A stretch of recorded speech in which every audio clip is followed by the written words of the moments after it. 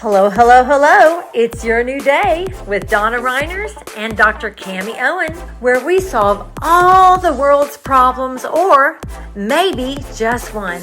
And maybe it's yours. In our 30 minutes, we talk about your emotions and mind and how they tie into your body and spirit.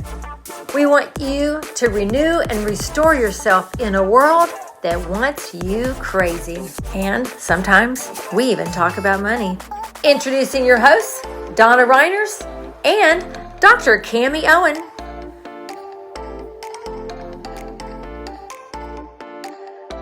Hello, hello, hello. This is Donna Reiners and Dr. Cami. And we are in your new day where we solve all the world's problems. Or maybe just one. Maybe it's just yours. Actually, my husband just solved one of our problems.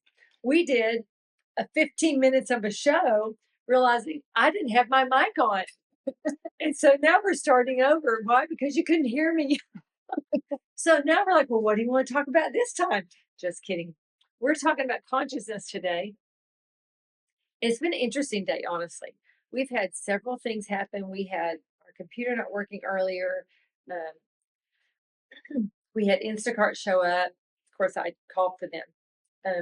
We just have had several things that most people would get ticked off over or frustrated or all that. And I'm like, you know what? This is just all part of rolling. Anyway, we're talking about consciousness. And this is what I think consciousness is. Then I'm turning over to Cami. Consciousness to me is that place inside of me that I can never leave, but yet I feel like I can't touch it, but yet I know I live inside of it. Consciousness is my life. It's who I really am. It's a place inside where I'm connected to everyone and everything, and yet I'm me. And it's funny, there's scriptures that say, rejoice with those who rejoice, weep with those who weep. And sometimes the church world has an issue with what's called the collective, which is all of us, basically. And so we all are in the essence of this one who lives inside of us, because that place inside of us is that's our life. That's our life force. But yet, is that our consciousness? Because we have, as I'm learning, we have our chi, we have our prana, Right thing. Yeah. yep, and there's another word, vital. Your vital. Anyway, these words for life that different cultures carry, but what is consciousness in the midst of all of that? What is consciousness? Well, I believe it's the essence of God in everything on this planet, which is just a speck of that. But even we were talking about earlier, a rock has consciousness. We have consciousness. There's levels of consciousness, not really levels of consciousness, but kind of awareness, awarenesses of how much consciousness we bring into matter is basically the difference. So a rock is at a 2D level. It can have access to X amount of consciousness versus 3D level. Your consciousness is one dimensional higher than whatever the matter is. So most people operate in I would say it used to be a 4D, but there's more people that's operating in 5 and 6D, now, because they have this awareness. It's whatever, how much activation of your DNA is activated is what level of consciousness you're operating from. So, but it's that essence of God inside of all of us, to put it simply, that eternal source, that eternal force that's in us and in everything. It's that part, that collective, if you will. It's a pinch of God in everything, if you will. That's kind of how I see it. I'm sure there's better ways to explain it. I have things in my head. It's so funny. My husband, I entertain him all the time with the thought that's here. I'm like, blah, comes out. It's like my brain is working so much faster than my mouth can work that the words do not come out. and it's quite funny. But I think that's a good example of how a lot of us are, where we know because it's in all of us anyway. It's already there. It's not. It's just accessing it, being able to find access to it, and then express it at the same time. So, a lot of people I think get stuck in a an understanding of something, and they can't express it, so it becomes frustrating, or it becomes scary, it becomes whatever it becomes. And I experience that frequently when I have something that, like, I just know it, and I can't get it from here to here, from here to here. It's it's one of the reasons I agreed to do the show, because I I had this immense fear of being in front, not fear, but dislike, disdain of It being was a fear, but now it's only a dislike. She's come a long way. of being in front of a camera. Even to this day, it's better. But when I would talk to Siri, like, hey Siri, navigate to blah blah blah. I would, hey Siri, blah blah blah, and my whole family just sits and waits for me to talk to the phone, because they know something hilarious is going to come out. That has no relation to what I'm actually trying to say. So that's just me. But anyway, that's what I. That's not the consciousness part of her, No. by the way. Yeah. Well, it is.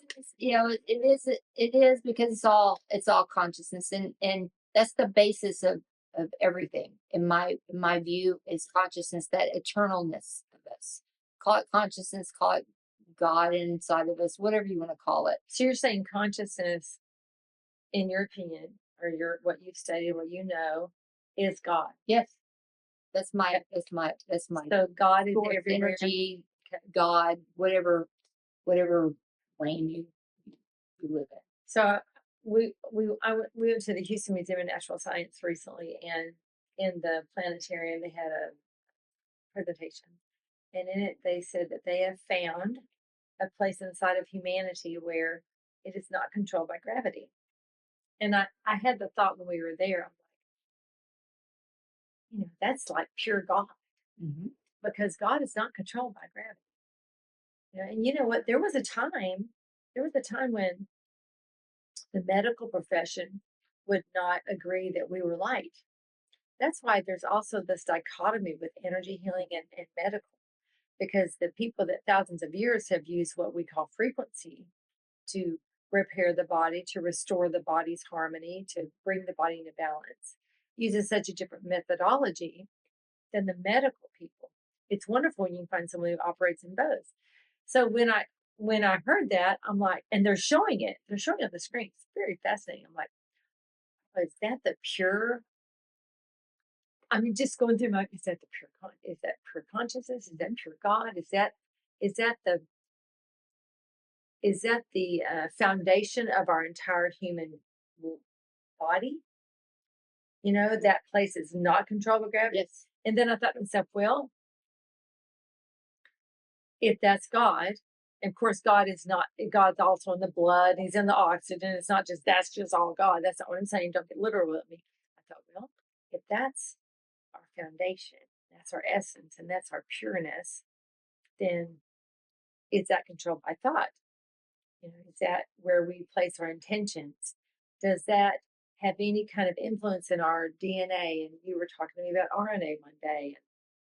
Is that the space where we relate to influence our body to be more like this Christ-likeness, or this Christ consciousness? Well, that part of us, that consciousness, is above matter. It's not in this matter. It's above that.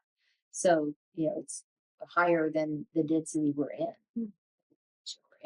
So, ask your question again.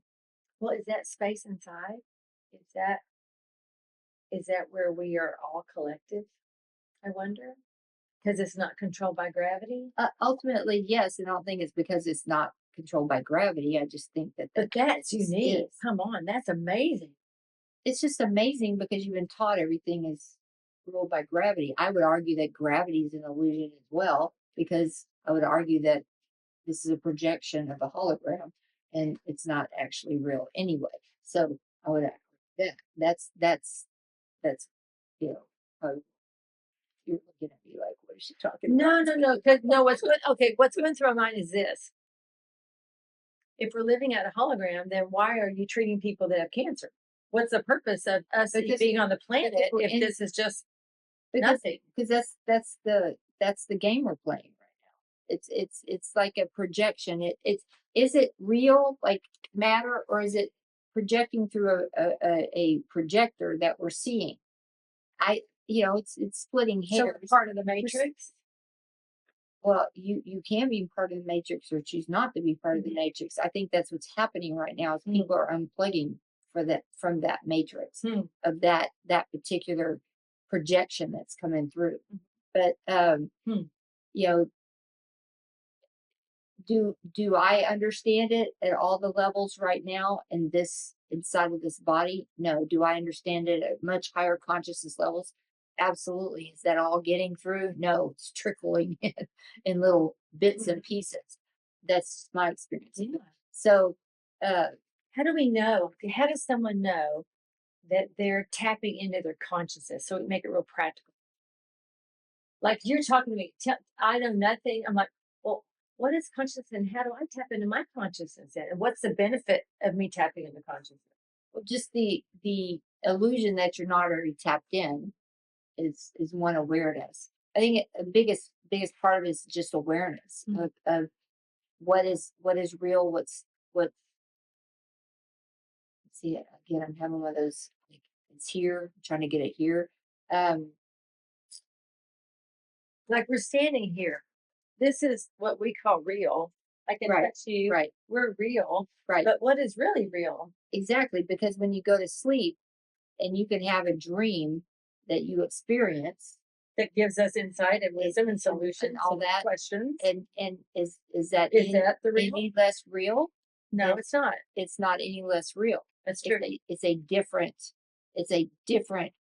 presentation of the reflection back to you. But the entire premise is, in my mind, and this is again the world according to canon, that this is God wanting to experience God in all possibilities.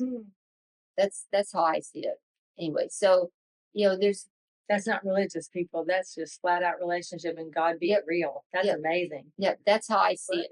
That's how I see it. So, when we are infinite possibility, that we only wherever we put our attention is what in quantum physics everything's a wave of possibility until we observe it. Once we observe it, it downgrades or downsteps into a particle. The slit lamp experiment talks about that, where waves and particles can exist at the same time in the same existence or same moment, because it's all just one moment. The reality is it's all just one moment. So I feel like I'm rambling here, but I'm trying to. It's good because our brains are like, what? How do we explore? And this is how you explore. Yes, we're above this matter. We're eternal beings, and kind of the thing you asked me, why do I treat cancer, is because the eternal part of us has been in this physical body has been degraded. The ability to express that eternalness in a physical body has been distorted, has been damaged. I believe that Christ came and was the example of a full example of full consciousness inside of a body. That's what I believe. That it was the example of this is who you are. This is actually who you are. You've forgotten. This is who you are. This is what's possible. This is what you're made of. This is how you're designed. This is what was intended for this physical experience. Is this, and you guys aren't that, because all of this distortion, all of these different corruptions in the DNA, corruptions in the software, if you will, is all there. And these are the ways that we can repair the software, run a deep fry. I mean, the Rasha is a big part of how we could do that pretty quickly. Mhm. Is I think of the Rasha like it goes in and defrags the hard drive, compacts it, gets all the virus scans out and all that, because we have a lot of that in our distorted instructions, if you will. Mm. So No, that's really good. I'm pondering. It's okay that we just take a moment and ponder. yeah, Are you pondering? yes, I'm and pondering. you can question all of it. And believe me, I'm never at a lack for words. So, I'm just pondering for a moment because it's fascinating. We were talking about creativity recently, and it's like, you know, God is so creative, Mm-hmm. and we have forgotten Mm-hmm. because we get so engaged in our matter. Get up, we shower, some of us put on makeup, we get dressed, we go to our work, you know, we serve, we do these different things. And in the middle of all that, we're forgetting to connect with the one who lives inside of us. Mm-hmm. It's not a religious thing. It's relationship. It's a relationship based creator living within us, who already lives within us, that is always open to having conversation. Go ahead, I know you have something. I would take it a step further that we are that. It's not even just a relationship, because it's it's actually who we are. I see it as a pinch. This is how I see it. I'm gonna try to explain it. Are you saying you're God? I'm saying that we are an expression. Absolutely. That's what I believe. Like, think of this big old God ball, a God ball, and then this little pinch of energy comes out. This little pinch of consciousness, God essence, whatever it is, pinches out, fractionates all over. Let's just talk about the planet. Fractionates in all these different forms of itself, which is rock, a lamp, a person, all these different levels of experiencing God, basically. So that's that's in a very rudimentary way how I see it. Um, I know that probably goes against a lot of belief systems out there. That's fine. I'm not challenging your belief system at all. I'm saying this is the world according to how I experience it. And it makes sense to me right now. And it might not make sense to me in 10 more minutes, but that's how it makes sense to me right now. That we are all that there's not, it's like having a relationship with yourself, because we are ourselves. It does. And so I believe very similarly. I think my brain takes it out further. Mm-hmm. I believe that this is why I believe that God lives in everybody. Okay. And this is why I believe that you don't have to say yes to the dress in order for God to live inside you. I mean, there is a huge amount of religious religions that believe you have to have some kind of exchange in order for God to live inside you. Okay. Could you hand me a pillow, please? And so, but I personally believe the bigness of God, that let's just say this is God. Actually, I have this somewhere else, but couldn't find it. I wanted to bring a white dry erase marker, but this is God. And God spoke the world into existence. And God spoke uh, the planets, and God let called light and called day and called humanity, and et cetera, et cetera. But see, in my world, according to Donna, all this happened inside of God. I believe everything happens inside of God. And so we don't have a smidgen of this, that, and the other. It's we are literally inside God.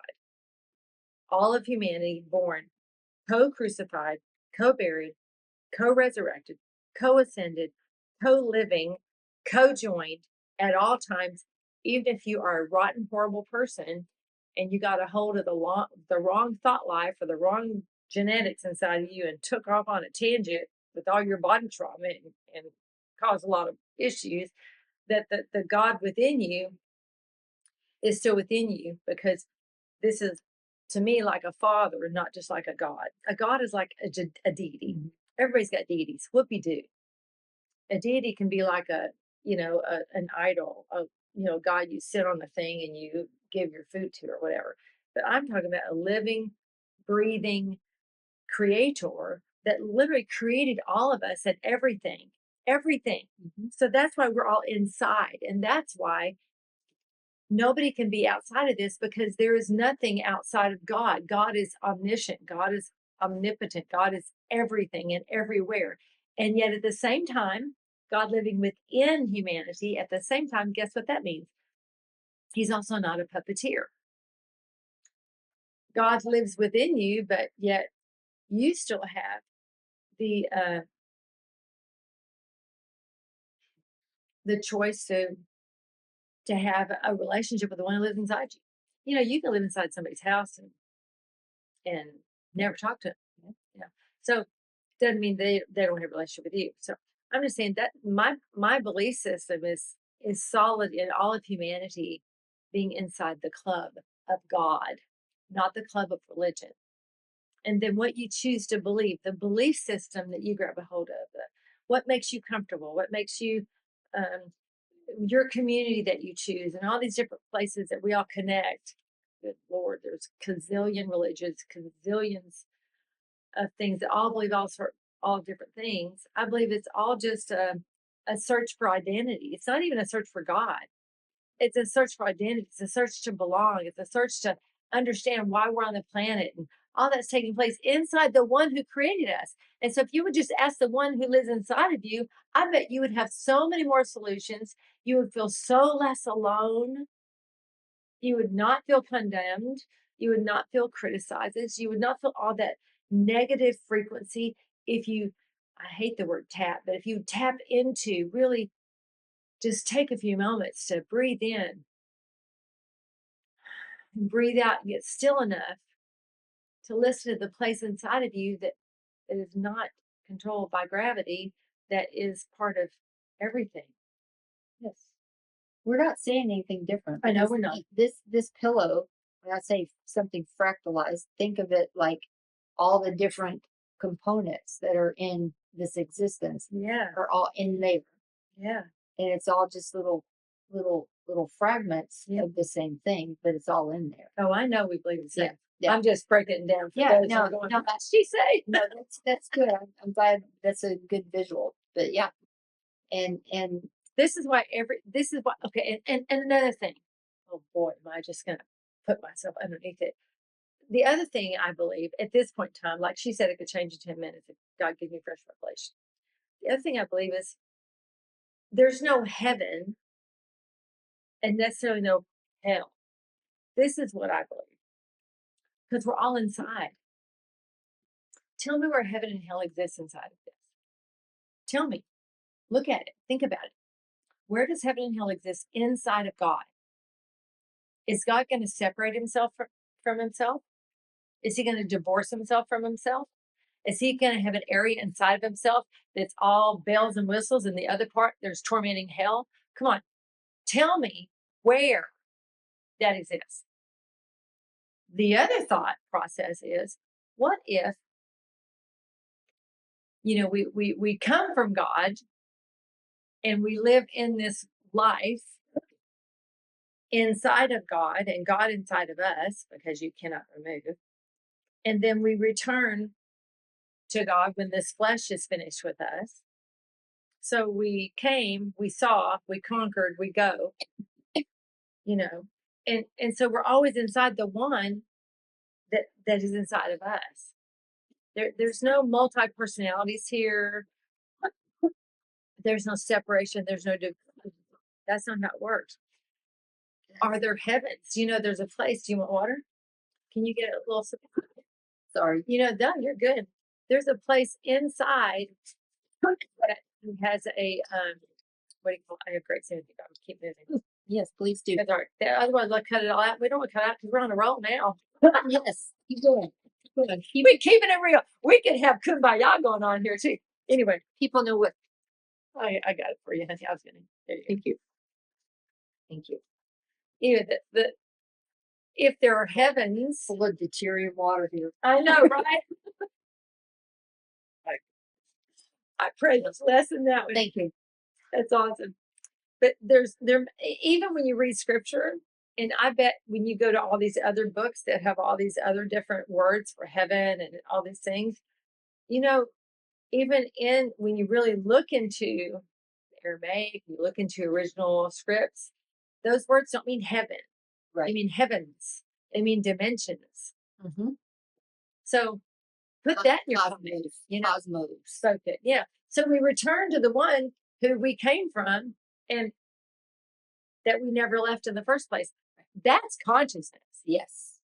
Now that's cutting through all the stuff and getting right to it. That's consciousness. Now, can we become conscious of our consciousness? Can we become conscious of the one who lives inside of us? Can I become conscious of the one who lives inside of her? Absolutely. Why? Because we all live inside of this one. And if we would weep with those who weep and rejoice with those who rejoice, and if the rejoicing would have a little bit more power than the weeping, I'm just saying, if we would give a little bit more joy, if we could really connect in a real way, we can have strong and real influence in this world when we need some. We need some influence. It does not matter who's right or wrong, who's this or that. That's not it. It's where are we living from the one who lives inside of us. Yes. We live inside the one that lives inside of us. And if we could connect here, oh my gosh, the changes we could see. Isn't it like a not who, but the world we would go see? Oh, the places you would go. Oh, the places we would go if we would just do that. And that's what I got to say about that. Thank you, Sandy. You're the one who came up with that. Well, actually, I came up with that, but you took it to TikTok. So anyway, we appreciate you. We're good. We're going. Thank you for joining Your New Day with Donna Reiners and Dr. Cammie Owen. We look forward to seeing you next time. Remember, we solve all the world's problems, or maybe just one, and maybe it's yours. Until soon.